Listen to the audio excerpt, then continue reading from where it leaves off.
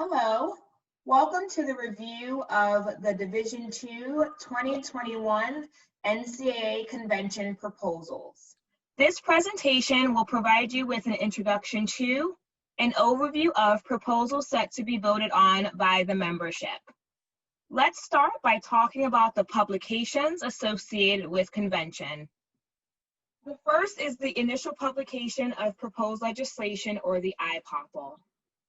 This is produced every year by August 15th and contains the membership-sponsored proposals that were properly sponsored by the July 15th deadline.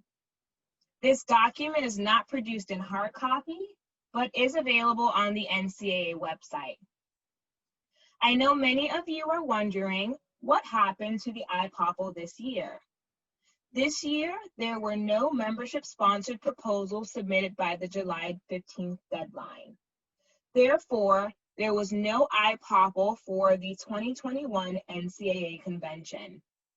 Fun fact, the last time this happened was during the 2012 NCAA Convention. The second publication of proposed legislation, or the SPOPL, is published every year by September 23rd. This document contains the membership-sponsored proposals that were included in the IPOPL, as well as the President's Council and Board of Governors sponsored proposals. This document is also available on the NCAA website, but is not released in hard copy. In terms of the order for the SPOPL, these publications have the proposals listed in the order that they may appear in the manual. The next publication is the official notice.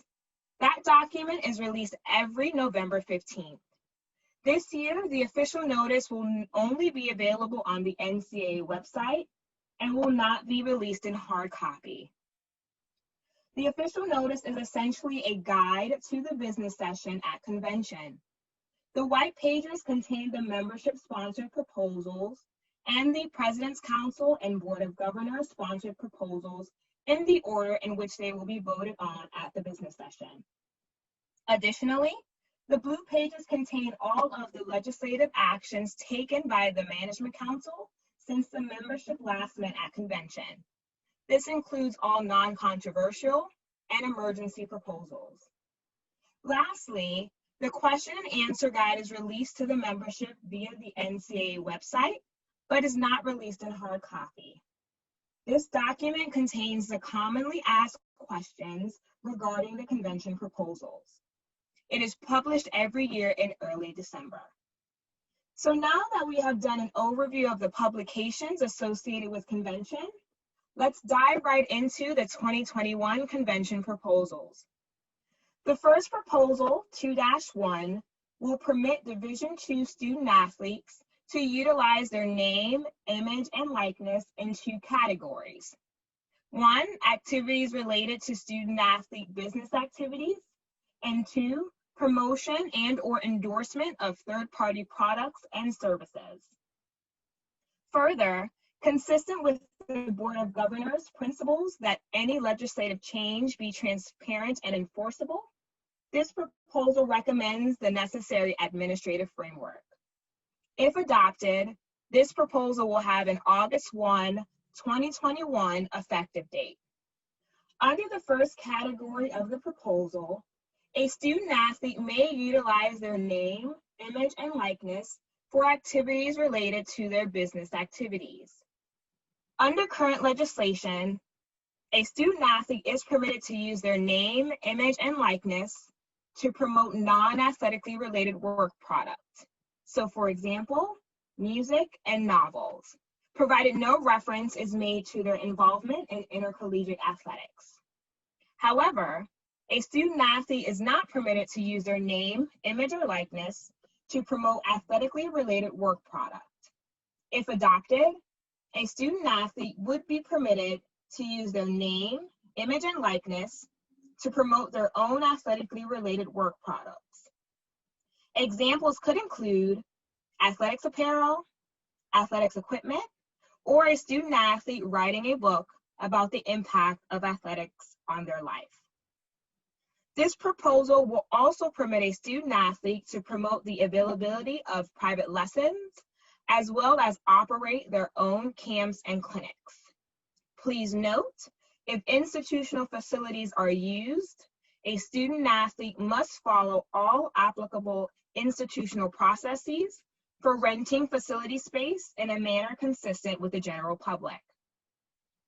Further, a student athlete would be permitted to receive compensation for their autographs, provided the signing does not occur while the student athlete is representing the institution. So if a student athlete is participating in an institutional promotional activity, it would be impermissible for the student athlete to be paid for their autograph. Finally, under this proposal, a student athlete may sell items provided by the institution, conference, or NCAA, including awards, used equipment, and apparel retained by the student athlete that the institution will not reuse at any time. Under current legislation, it is impermissible for a student athlete to use their name, image, or likeness to promote a commercial product if any reference is made to their involvement in intercollegiate athletics. Under the second category of the proposal, a student athlete may permit the use of their name, image, or likeness and receive compensation to advertise or promote the sale or use of a commercial product or service, which would include modeling, athletics, and non-athletics apparel. Therefore, if adopted, a student athlete would be permitted to model and receive compensation for modeling athletics apparel. Although this proposal will allow for a student athlete to use their name, image, or likeness to advertise or promote the sale or use of a commercial product or service, it would be impermissible for a student athlete to engage in name, image, and likeness activities involving a commercial product or service that conflicts with NCAA legislation, such as the sports wagering legislation. Further, an institution and conference may have additional policies that outline which name, image, and likeness activities a student athlete may or may not engage in. Finally, under current legislation, an institution, conference, or a non-institutional charitable, nonprofit, or government agency may use a student athlete's name, image, or likeness for promotional activities. However, if an institutional fundraiser is taking place at a commercial establishment, the commercial establishment could not advertise the presence of student athletes. For example, if a local restaurant offered your athletics department 50% of the profits from an evening's sales, your athletics department and student athlete can promote the fundraiser, but the restaurant would be prohibited from promoting the activity or presence of student athletes at the event. This proposal will permit a commercial establishment to use the appearance, name, or picture of an enrolled student athlete to promote an institutional fundraising activity. This proposal will also permit a student athlete, their relatives, and/or friends to organize a fundraiser for a student athlete or their family members in extreme circumstances beyond the control of the student athlete, such as due to a house fire or medical needs, to name a few examples. However, it would still remain impermissible for a student athlete, relative, or friends to fundraise for education-related items of need. This is still subject to the same parameters as the current legislation for institutions. Therefore, all proceeds must be designated for a specific purpose. The proceeds must be given directly to the beneficiaries, with receipt kept on file by the institution, which must include the amount of expenses incurred and the total amount received, and any excess proceeds must be given to a not-for-profit organization with the receipt kept on file by the institution. Under this proposal, a student athlete may not miss class time to participate in activities related to the use of their name, image, and likeness. Further, a student athlete would be required to report annually information related to the use of their name, image, and likeness regarding the advertising or promotion of a commercial product or service. A template form for reporting will be created. However, an institution is permitted to establish their own form based on institutional needs and applicable state laws. An institution may also choose to require reporting on a more frequent basis. Under the administrative framework, an institution will be permitted to assist their student athletes on name, image, and likeness activities, but would be prohibited from arranging such opportunities. For example, it would be permissible for your institution to provide education on applicable rules as it relates to the name, image, and likeness legislation. There is an exception, however. Any student-athlete business activity that is developed as a result of a student-athlete's coursework would be exempt from this restriction. Therefore, if a women's lacrosse student-athlete develops a lacrosse stick as part of her coursework, an institution would be permitted to assist in the arranging of potential opportunities that would help the student-athlete satisfy the course requirement. Like the professional sports panel legislation, under this proposal, an institution would be permitted to establish a name, image, and likeness counseling panel to assist their student-athletes on name, image, and likeness activities. Finally, the use of institutional marks is limited to student-athlete business activities and must adhere to applicable institutional processes for use of institutional marks in a manner consistent for members of the general public. However, it would be impermissible for a student-athlete to use institutional marks in the promotion or endorsement of a third-party product or service. The last portion of the name, image, and likeness proposal is the use of professional service providers.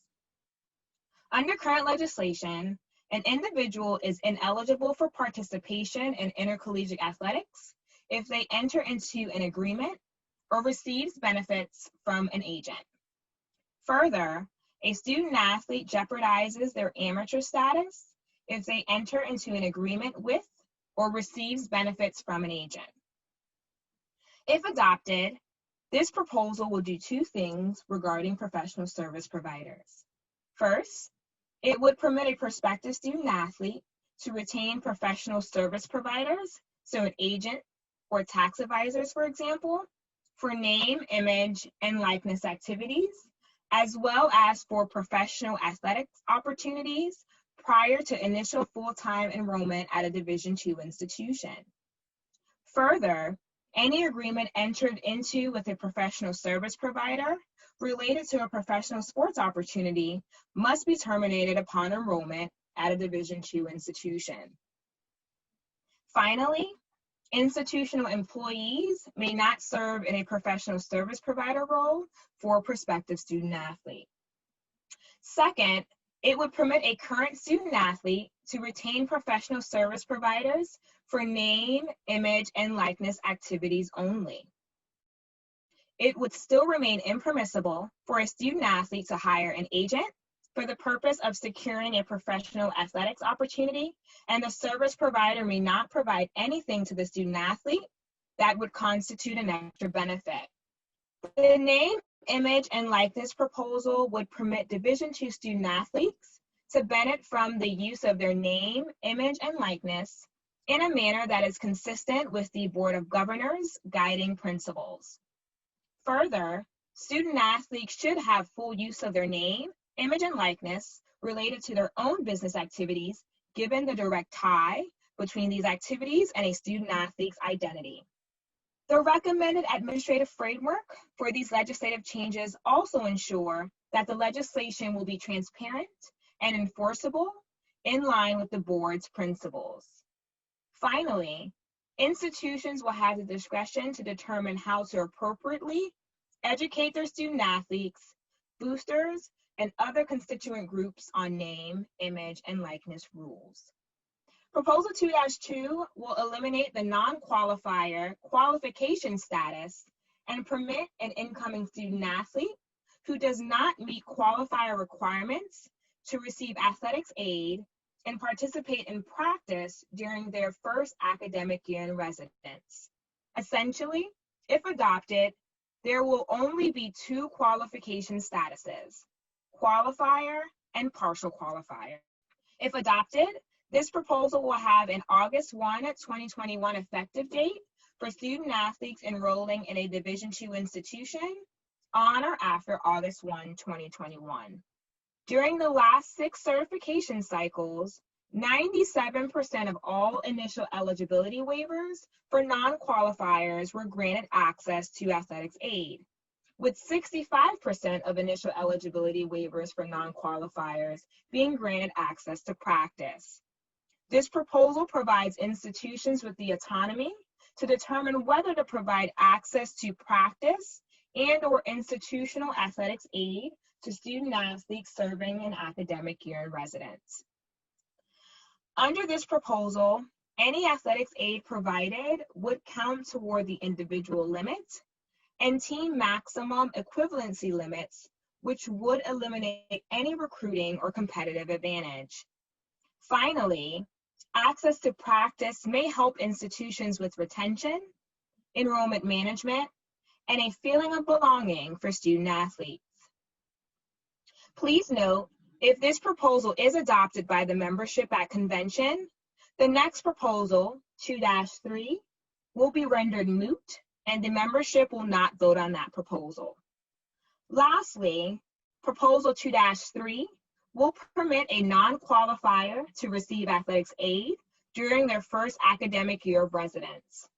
This proposal will also permit a 2-year college transfer who is a non-qualifier and who does not meet requirements for practice and competition under the 2-year college legislation to receive athletics aid immediately upon transfer from a 2-year college. If adopted, this proposal will have an August 1, 2021 effective date for student athletes enrolling at a Division II institution on or after August 1, 2021. During the last 6 certification cycles, 97% of all initial eligibility waivers for non-qualifiers were granted access to athletics aid. This proposal provides institutions with the autonomy to determine whether to provide access to institutional athletics aid to student athletes serving an academic year in residence. Finally, any athletics aid provided would count toward the individual limit and team maximum equivalency limits, which would eliminate any recruiting or competitive advantage. Again, please note, if the previous proposal, 2-2, is adopted by the membership at convention, this proposal will be rendered moot and it will not be voted on by the membership. Well, there you have it. That concludes the overview of the Division II 2021 NCAA Convention proposals. Please be on the lookout for the 2021 NCAA Convention Division II Legislative Proposals Question and Answer Guide, which will be released in early December of this year to assist with any questions you may have. See you at the virtual convention.